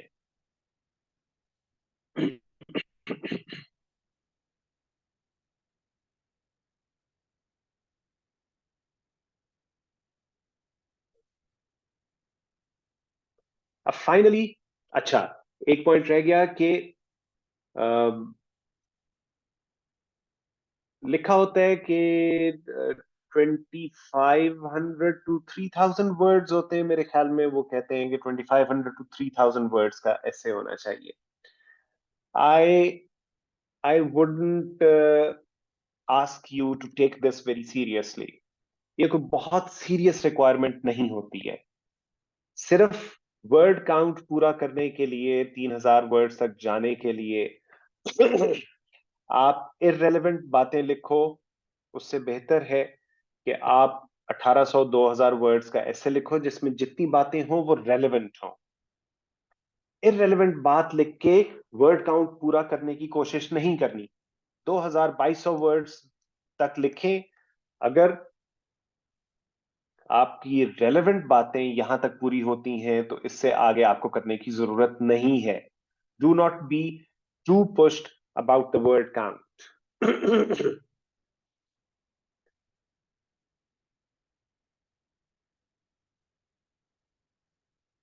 अब एक फाइनली एक स्ट्रक्चर मैं बता देता हूं जो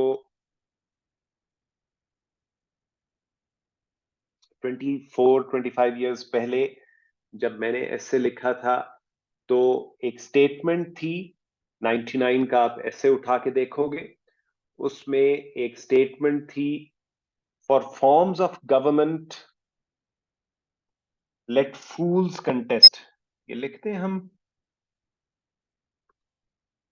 for forms of government let fools contest whatever is best administered is best.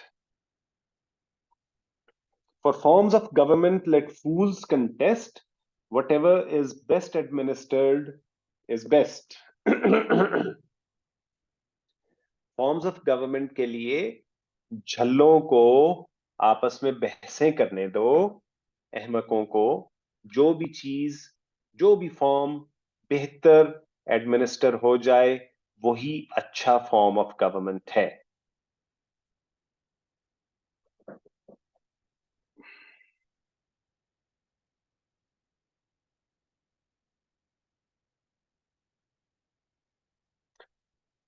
अभी मैंने आपको बताया एक स्ट्रक्चर जो कॉज इफेक्ट एनालिसिस के मुताबिक है। कॉज इफेक्ट एनालिसिस जिसमें किया जाता है, कॉज इफेक्ट रिलेशनशिप में जो एनालिसिस किया जाता है। एक स्ट्रक्चर मैंने आपको बताया कि जब आप ऐसे लिख रहे होते हो तो वहीं पर on the spur of the moment आपको कोई और स्ट्रक्चर ज्यादा फीजिबल लग सकता है एज कंपेयर टू यहां पर ये वाला जो ऐसे मैंने सिलेक्ट किया था, इसमें कॉज इफेक्ट का कोई ताल्लुक ही नहीं बनता था। तो अब इसका स्ट्रक्चर मैंने क्या रखा, एक फॉर्म ऑफ गवर्नमेंट लिया, 3 लाइनों में 4 लाइनों में बताया ये होता क्या है। अगले पैराग्राफ में बताया कि इसके प्रोज और कॉन्स क्या है, प्लसेस और माइनसेस। उससे अगले पैराग्राफ में बताया कि इसके माइनसेस ज्यादा हैं, इसके प्लसेस कम है, इसलिए ये प्रॉपरली एडमिनिस्टर ही नहीं हो सकता ये फॉर्म ऑफ गवर्नमेंट। क्या लिया सबसे पहले? पहले लिया theocracy. Theocracy is a government of the religious people.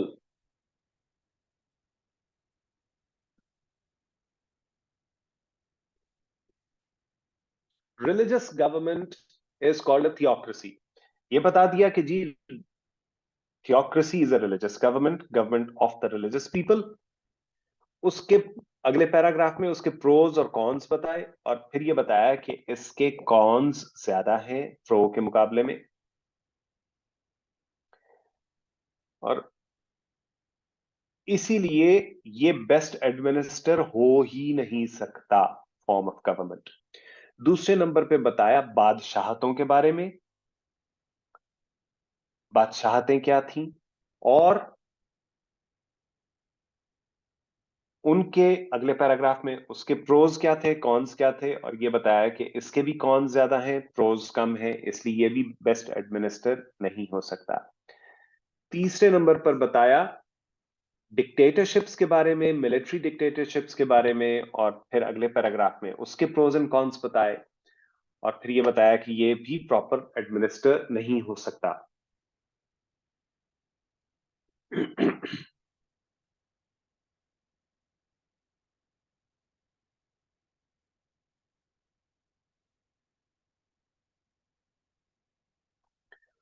और इसी तरह हम घूमते घुमाते डेमोक्रेसी पे आए।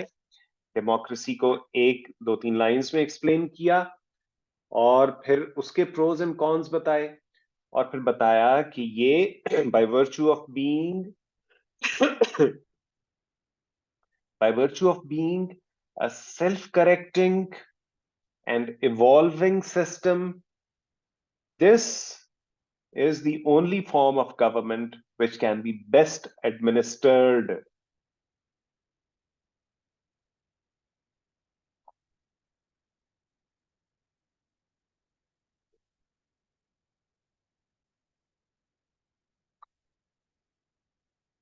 अब ये इंतहाई सिंपल स्ट्रक्चर है, एंड आई स्कोर्ड 80%। 80% ऐसे में मेरे बच्चे स्कोर कर सकते हैं अगर वो if they have faith in their capabilities and in their analytical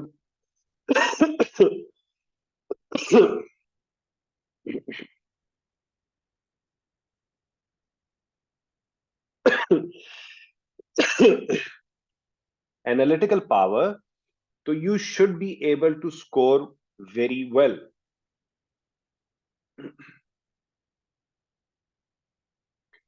ये वाला जो स्ट्रक्चर था, it was a very simple structure. Form of government है क्या, उसके प्रोज एंड कॉन्स क्या है, वो बेस्ट एडमिनिस्टर हो सकता है या नहीं हो सकता. Second form, third form, fourth form और फिफ्थ फॉर्म पे हम डेमोक्रेसी पे आ गए.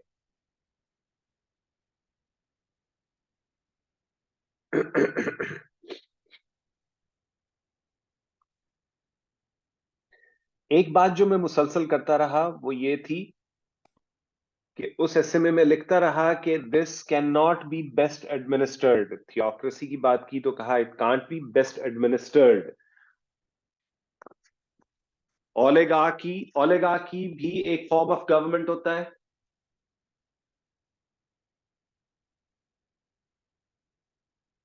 ओलेगार्की, कोई बच्चा बताएगा कि ओलेगार्की क्या होता है?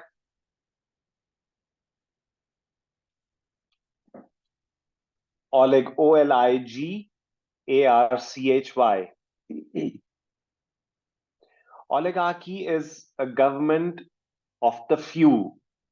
Government of the few.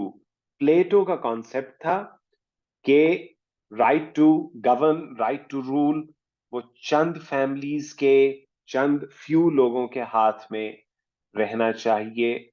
और वो बचपन से ही they should be trained and taught and groomed in the art of leading and ruling. तो ये 4-5 फॉर्म्स ऑफ गवर्नमेंट बताए, लेकिन मुसलसल साथ साथ ये लिखता रहा कि this is not the form which can be administered best. ये क्यों लिख रहा था? क्योंकि ये स्टेटमेंट में चीज लिखी हुई थी. स्टेटमेंट के किसी एक, दो या तीन एक्सप्रेशंस को पकड़ के आप बार बार अपनी डिस्कशन में लाते रहे तो ये आपको इररेलेवेंट नहीं होने देगा और एग्जामिनर को भी ये बताता रहेगा कि you are making efforts to stay relevant. आप कोई इररेलेवेंट बात करने की कोशिश नहीं कर रहे हो. कई दफा बच्चे मेरे से पूछते हैं कि हम पहले कॉजेज लिखें फिर इफेक्ट्स लिखें. हम ये नहीं कर सकते कि एक कॉज लिखी उसका इफेक्ट लिख दिया, दूसरी कॉज लिखी उसका इफेक्ट लिख दिया. बच्चे इस तरह पूछते हैं. लो जी, मैं अभी खान साहब बनने लगा था, मैं एब्सोल्युटली नॉट कहने लगा था. Absolutely not. क्यों नहीं कर सकते? वो इसलिए नहीं कर सकते कि जो कॉजेज हैं वो किस चीज की कॉजेज हैं? जेंडर डिस्क्रिमिनेशन की. जो इफेक्ट्स हैं वो किस चीज के इफेक्ट्स हैं? जेंडर डिस्क्रिमिनेशन के इफेक्ट्स हैं. वो किसी कॉज का इफेक्ट नहीं है. जब हमने एक कॉज लिखी जेंडर डिस्क्रिमिनेशन की cause, miss miss interpretation of religion, miss interpretation of religion हमने एक कॉज लिखी. अब वो किस चीज की कॉज है? जेंडर डिस्क्रिमिनेशन की. इस मिस इंटरप्रिटेशन ऑफ रिलीजन के इफेक्ट्स हमने नहीं लिखने हैं, क्योंकि वो सिर्फ जेंडर तक लिमिटेड नहीं रहेंगे, वो तो पूरी दुनिया में फैल जाएंगे. मिस इंटरप्रिटेशन ऑफ रिलीजन के इफेक्ट्स तो एक अलग ऐसे सिर्फ मिस इंटरप्रिटेशन ऑफ रिलीजन के इफेक्ट्स पे लिखा जा सकता है. तो you will tend to lose focus and be irrelevant. आप इररेलेवेंट हो जाएंगे अगर आप इस तरह जाएंगे कि एक कॉज लिखी और उसका इफेक्ट लिख दिया. उसका इफेक्ट कोई चीज ही नहीं है. इफेक्ट सिर्फ उस इश्यू के होंगे जिस पे आप ऐसे लिख रहे हो, यानी जेंडर डिस्क्रिमिनेशन के.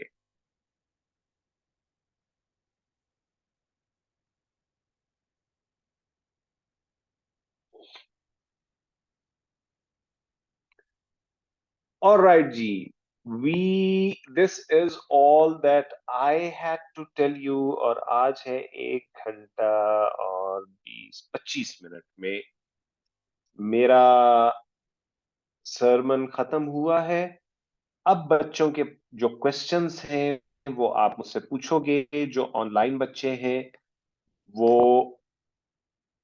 इलेक्ट्रॉनिक हैंड रेज करेंगे. जो क्लास में बच्चे बैठे हुए फिजिकली वो फिजिकल हैंड रेज करेंगे.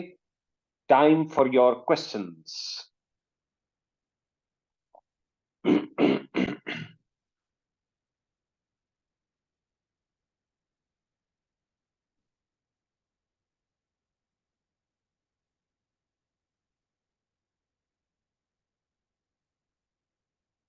बच्चों मेरे तो जान खा लिया करते थे बच्चे. ऐसे ऐसे के बाद, ऐसे की डिस्कशन के बाद क्वेश्चंस ना हो. रोजा लग रहा है तुम लोगों को. सिर्फ यही वजह हो सकती है. जी नूर. सर मैंने ये पूछना था कि आपने एग्जाम्पल में दी है जेंडर डिस्क्रिमिनेशन की, तो अगर हम क्लाइमेट के ऊपर बात करें तो जो फैक्ट्स एंड फिगर्स होते हैं क्या वो सिर्फ पहले पैराग्राफ में आएंगे थीसिस स्टेटमेंट में, या कॉजेज और इफेक्ट्स में भी हम मेंशन कर सकते हैं देखो जो परसेंटेज? फैक्ट्स जो जो फैक्ट्स हैं वो सिर्फ एक और बच्चों का क्वेश्चन हुआ करता है कि ओपनिंग क्या होगी, एस्से की ओपनिंग क्या होगी. तो मैं ये कहता हूं ये जो फैक्ट्स हैं ये एक ओपनिंग समझ लो. को इंट्रोड्यूस कराते हुए जैसे हमने 2-3 फैक्ट्स अबाउट जेंडर डिस्क्रिमिनेशन बताए. चंद facts about a lot of facts about environmental degradation. वो इसकी ओपनिंग के तौर पे अगर एनवायरनमेंट के ऊपर ऐसे आ रहा है तो उसकी ओपनिंग के तौर पे शुरू में लिखे जा सकते हैं. आपका क्वेश्चन ये है कि क्या वो आगे इफेक्ट्स में आ सकते हैं. डेफिनेटली आ सकते हैं. फर्क सिर्फ इतना है कि जहां पर आप फैक्ट्स में कोई चीज लिख रहे हो तो वहां पर आप परसेंटेज वगैरह के साथ लिख सकते हो. जहां पर इफेक्ट्स में लिख रहे हो वही बात जहां इफेक्ट में लिख रहे हो तो वो डायरेक्ट इफेक्ट आप लिख सकते हो. वहां पर भी परसेंटेज वगैरह दी जा सकती है. There is a lot of overlap between the facts and the effects. ये जेंडर के टॉपिक में भी फैक्ट्स और इफेक्ट में ओवरलैप है. बाकी जो टॉपिक्स हैं वहां पर भी फैक्ट में और इफेक्ट में ओवरलैप है. I know this. लेकिन as an opening introductory paragraph it is good to throw up a few facts to build your case. ये फैक्ट्स ऑलरेडी मौजूद हैं. अब हम देखते हैं कि कॉजेज क्या हैं एनवायरमेंटल डिग्रेडेशन की, जेंडर डिस्क्रिमिनेशन की, करप्शन की. तो it is a good question. They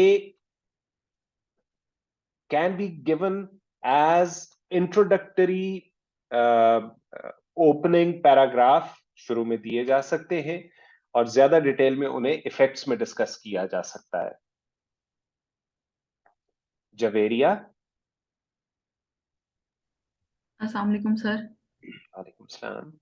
sir मैं ना बिल्कुल न्यू हूँ इस चीज के लिए, ठीक है, और ना मुझे सर आपकी बहुत सारी बातें समझ नहीं आती, मेरे ना बिल्कुल मसलन से पेपर से गुजर जाती हैं. तो सारी पूछो, सारी पूछो. सारे भाई अब चुप करके बैठे रहोगे और जवेरिया को हमने सारी बातें समझानी है. कोई हिलेगा नहीं इधर उधर. सारी पूछो. सर ये बात है कि मैं ना चाहती हूँ कि एक तो रिकॉर्डिंग शेयर हो एक ग्रुप में लेक्चर की, ठीक है, उससे ना हमें आइडिया हो जाएगा. बहुत सारी बातें ना स्किप हो जाती हैं माइंड से. आप एक बात बता रहे होते हैं, मेरा फोकस है. बिल्कुल भी तो नहीं है ऐसा. मैं तो जितना स्लो सर हूं, मैं आपके तो आपके खाना इतना हिसाब से स्लो आप खाता हूं, स्लो मैं हैं. बोल कैसे सकता सर हूं. आपके हिसाब से आप स्लो हैं. मेरा पुत्र, ये तो जो हमने बातें की हैं वो इतनी कॉमन सेंस वाली बातें हैं. मैंने आपको शुरू में कहा था कि एस्से में आपको नई चीज लर्न नहीं करनी होगी कोई भी। इस एस्से में आपको सिर्फ पुरानी चीजें जो हमने गलत किया करते थे वो अनलर्न करनी है। तो अगर आपको हो सकता है रिकॉर्डिंग वो कर रहे हो और आपके साथ शेयर भी हो जाए, वो आप देखोगे भी एक दफा देख। मैं एक्चुअली चाहता ये हूं कि बच्चे मेरे साथ रहें। इस घंटे डेढ़ जो मैंने बोलना फोकस। होता है, जी इसमें अगर अटेंटिव फोकस्ड रह के देखोगे, आप कभी भी रिकॉर्डिंग से नहीं सीखोगे। ये सर। वाला जो मुझे पता है ना कि मुझे तो 25 साल हो गए, 24 साल हो गए बच्चों के साथ गप लगाते हुए। जो यहां पर रह के जो चीज क्लियर हो जाएगी, मैंने इसीलिए कहा था अपने क्वेश्चंस आप आखिर में पूछ लेना। अब इसमें कौन सी ऐसी बात है जो समझ नहीं आई बेटा, आप मुझे ये बताओ सिर्फ। सर जब ना आप शुरू में स्ट्रक्चर बता रहे थे ना, उस टाइम मेरा ना इंटरनेट कनेक्शन का इशू हो गया था, अब ठीक है। देख ऐसे तो ना करना पुत्र, फिर मुझे सर तो ना नहीं कह कि नहीं मैं नहीं, बहुत मैं तेज ये जा नहीं रहा कह था। रही कि आप रिपीट करें सर, मुझे आइडिया है, बस मैं ना। नहीं नहीं, मैं ये नहीं कह रहा, मैं ये नहीं कह रहा। आपने पहले कहा है सर, आप एक बात कर रहे होते थे, मैं उस पर जी ये फोकस भी करती थी, आप तीन बातें जी और कर जाते थे। बीच में तुमने अपने इंटरनेट का तो बताया नहीं है कि कसूरवार तो वो था, मैं तो नहीं था कसूरवार। सर, ये भी इशू था मैं। है ना जी, ऐसे ही है ना जी। और मेरा बेटा ये जो ये वाली क्लास तो है ही पहले दिन वाले बच्चों के लिए। आप जी कह रही हो आप बिल्कुल नई हो तो ये तो है ही पहले दिन वाले बच्चों के लिए। इससे ज्यादा हम भारी भरकम बातें तो कर चुके हुए हैं जब हमने different institutions of state discuss किए थे और डेमोक्रेसी को डिस्कस किया था। इससे ज्यादा भारी भरकम बातें तो हम कर चुके हुए हैं, ये तो बड़ी सिंपल बातें थी। अभी अगर आपको कोई चीज क्लियर नहीं है बेटा, आप पूछ लो। वैसे मेरा ख्याल है एकेडमी वाले, उन्हें मैं कह दूंगा कि वो ये ऑनलाइन शेयर कर देंगे। अभी कोई आ रहा है क्वेश्चन इन्हें? सर, ये मैंने यही एक चीज पूछनी थी कि जो हमारी थीम स्टेटमेंट है, तो वो एब्स्ट्रैक्ट जी, होगा, सारी उसका समरी होगी। दैट इज राइट, लेकिन उसमें ये जरूर बताना होगा कि आपके ख्याल में किस तरफ which way the wind is blowing, क्या ये खत्म होने वाला, यानी जो प्रोटेक्शन वाला एलिमेंट है वो आप जरूर दोगे थीम स्टेटमेंट में कि जेंडर डिस्क्रिमिनेशन डिक्रीज हो रहा है या इंक्रीज हो रहा है और फ्यूचर में इसके बढ़ने के या घटने के चांसेस हैं। ये एक्सट्रैक्ट ही होगा। अब बच्चों ने मुझे लिख के दिखानी है जी असाइनमेंट। जेंडर डिस्क्रिमिनेशन का टॉपिक है। जेंडर डिस्क्रिमिनेशन पे आप लोगों ने उसी तरह पॉइंट्स जॉट डाउन करने हैं जिस तरह मैंने आपको बताया था। मैं जॉटेड डाउन पॉइंट्स देखूंगा, फिर उनकी नंबरिंग देखूंगा और फिर वन पेज का राइट अप देखूंगा। ऐसे मैंने पूरा चेक नहीं करना। वन पेज का राइट अप होगा। वन पेज के राइट अप पे आपने बेसिकली इसी थीम स्टेटमेंट और आउटलाइन को मिला के लिखना है। एक थीम स्टेटमेंट, एक पहला पैराग्राफ थीम स्टेटमेंट का दोगे और उसके बाद ये जो आउटलाइन थी ना उसको एक पैराग्राफ की सूरत में लिखोगे। इन the first part of my essay I shall discuss a few facts about gender discrimination. These facts include फला फला फला। वही जो हमने आउटलाइन की बात की थी जहां पर आपने पॉइंट्स की सूरत में लिखा था, जो मुझे एक सफा दिखाना है, वन पेजर दिखाना है, उसमें आप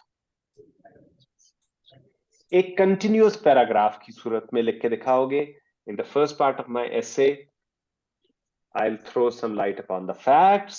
In the second part there will be a discussion about the causes of gender discrimination. In the third part the effects will be discussed और एक एक दो दो हर किसी के बताते जाओगे।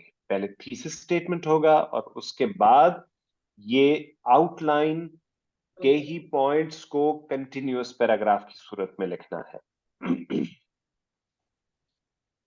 सर एक सैंपल मिल सकता है? बिल्कुल नहीं मिल सकता। मैं सर वो प्लीज। सर मेरा मैं ना पुत्र ये वो जो है ये डॉक्टर समझ रही है भैया मुझे जवेरिया। मैं डॉक्टर था जब फिजिशियन सैंपल होते थे ना नॉट फॉर सेल वाले, वो मैं तब दिया करता था, अब नहीं देता मैं। अच्छा भाई, क्लास में जो बच्चे बैठे हैं आप का कोई क्वेश्चन है? आपने अनम्यूट किया हुआ है माइक।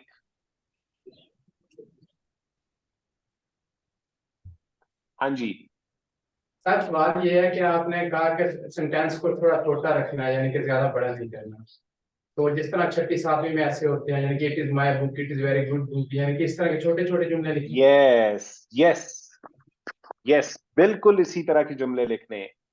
ये सेंटेंसेस, इनमें एम्बिग्विटी नहीं होती है कभी भी। इसके दो मानी नहीं हो सकते। दिस इज माई बुक है होर किसे दी नहीं। ठीक है, ये बड़ा क्लियर सेंटेंस है, इसमें कोई एम्बिग्विटी नहीं हो सकती। एनालिसिस सफर करता है अगर एम्बिग्विटी आ जाए, कंफ्यूजन आ जाए, तो एनालिसिस सफर करता है। बिल्कुल आपने ठीक कहा है, बिल्कुल इसी तरह के सेंटेंसेस लिखने हैं, और इस तरह के सेंटेंसेस में आप 60-70% तक स्कोर कर सकते हो। सर इसका ठीक है राइट एक्सप्रेशन तो नहीं आएगा? जी बेटा, राइटिंग एक्सप्रेशन तो नहीं आएगा सर इस तरह छोटे से? आपको आपको मैंने कहीं कहा कि राइटिंग एक्सप्रेशन का क्रेडिट मिलेगा? मैं तो थ्रू आउट ये कह रहा हूं कि आपको एनालिसिस का क्रेडिट मिलेगा। राइटिंग एक्सप्रेशन का तो मैंने जिक्र ही कहीं नहीं किया कि किस तरह के एक्सप्रेशन पे आपको मार्क्स मिलेंगे। आपका एनालिसिस कितना जानदार है, आप कितना साइंटिफिक स्ट्रक्चर है, आपको तो उसके मार्क्स मिलेंगे। नूर ने एक हैंड रेज किया था बेटा, और कुछ पूछना चाहती हो? सर वो मैं पूछना था कि लास्ट टाइम आपने प्रेसी का भी दिया था ना, तो आपने कहा था कि आप उसको चेक करेंगे, तो सर वो आपने चेक कर लिया? आपने आपने प्रेसी दी थी? जी सर, एकेडमी वाले उस पे दी अच्छा, थी। अकेडमी को, ठीक है ठीक है। मेरे पास आए हुए हैं अभी, आपकी मुझे नजर नहीं आई है। मैं कुछ सर बच्चों की मैंने मैंने भी मार्क कर ली है। नेक्स्ट ठीक। वीक मैं आपको नेक्स्ट वीक से पहले आप लोगों को मैं एकेडमी को भिजवा दूंगा ये। तो सर आप वो डिस्कस करेंगे? जी, डिस्कस भी करूंगा। चलिए ठीक है, थैंक यू सर। वेलकम। ठीक है जी, ये वाली असाइनमेंट जो है, points jotted down, numbered, sequence established, and one pager. I would like you to submit it to the academy by Wednesday, परसों तक।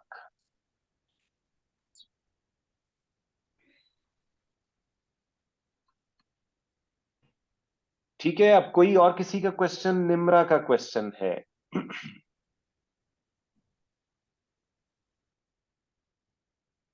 निम्रा अनम्यूट करोगी तो अब आवाज आएगी हमें।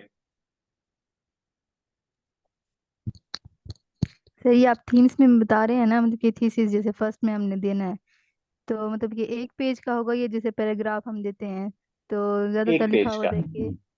एक पेज का मतलब कि फर्स्ट से स्टार्ट होगा ये, उसमें भी शॉर्ट सेंटेंस देने होंगे। सेंटेंसेस शॉर्ट ही होंगे।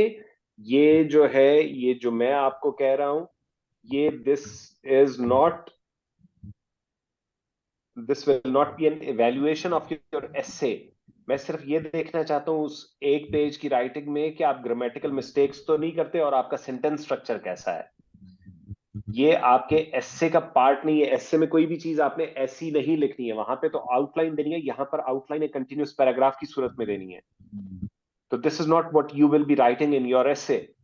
This is only for my consumption. I want to see if you are capable of writing without grammatical errors.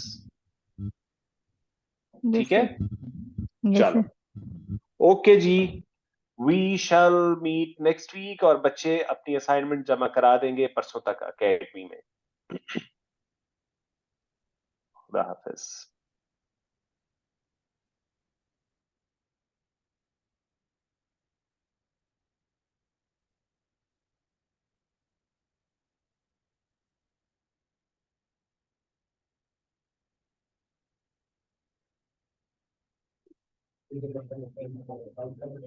वो हम लोग का